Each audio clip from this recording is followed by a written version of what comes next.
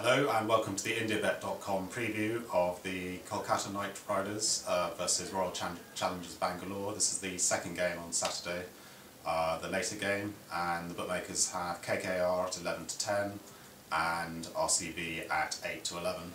I thought it was pretty much a pick-em between the two teams. They're both in great form.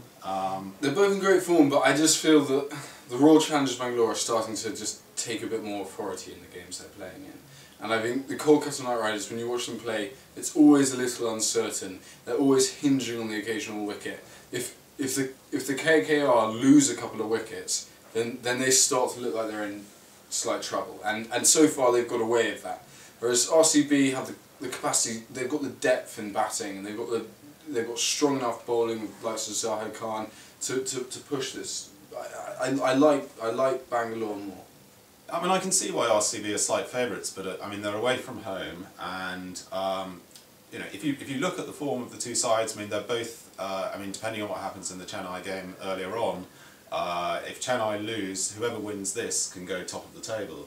Indeed. I was slightly surprised. I mean, if I'd been a bookmaker pricing it up myself, I mean, you know, obviously the toss is going to make an enormous difference. But I think I would have made these about, you know, pick them between the two, 10 to 11 each side. And as a result, I think I would be, you know, I generally wouldn't have a bet before the toss, but if I had to have a bet at this point and a trading position, I'd be taking KKR at 11 to 10. Yeah, I probably disagree with you on that. I feel that Gambia has carried them at times. I feel that, you know, I think often they're heavily relying on, you know, Jacques Kallis and Gautam Gambia to produce the goods in their games, and I don't like that. I don't like to back a team which hinge on a couple of players, because the very nature of 2020 is those players can be ruled out of the game very quickly. Whereas the RCB, I just feel that the depth of that team is far greater, and they're really starting to find form and mould as a team. So I personally am backing RCB.